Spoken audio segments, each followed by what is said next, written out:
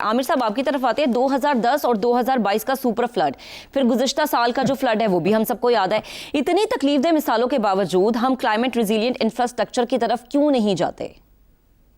महक मुझे याद पड़ता है कि जब जनरल मुशर्रफ ने इक़्तिदार संभाला था 1999 की फौजी बगावत के बाद, तो उनकी जो पहली तकरीर थी, जिसका बुनियादी मकसद ये था कि अभी तक पाकिस्तान को संभाला ही नहीं गया और शायद उनमें ये काबिलियत है कि वो पाकिस्तान को संभाल लेंगे। उसमें एक बड़ा अहम नुकता उन्होंने ये उठाया था कि जी आज़ादी से लेके अब तक हम $1 खरब अपने पानी के निज़ाम के ऊपर खर्च कर चुके हैं, जिसमें आपाशी का निज़ाम भी है, आपकी ज़राअत भी शामिल है, आपकी डैम और स्टोरेज वगैरह भी शामिल हैं।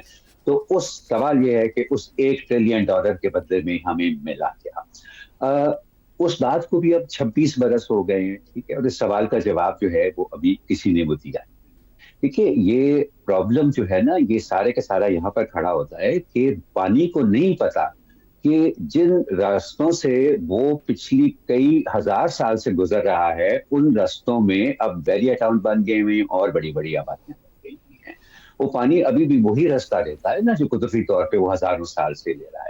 हमने अगर वहां पर पूरी की पूरी अर्बन सेटलमेंट्स खड़ी कर दी हैं, तो इसका मतलब है कि जो उसके आसपास के इलाके हैं, जो मुतबादिल रास्ते, एक तो वहां पर फ्लडिंग होती है, जो उसके मुतबादिल रास्ते हैं, वो उनके ऊपर भी स्ट्रेस जो है वो पड़ता है। अब अगर आप इसकी तैयारी की बात करें, अगर इससे आप निपटने की बात करें, तो आपको पता है कि क्लाइमेट चेंज की वजह से ये एक एल नीनो ईयर है और अगला साल सुपर एल नीनो ईयर है, यानी कि वेदर पैटर्न्स और भी ज्यादा अनप्रिडिक्टेबल हो जाएंगे।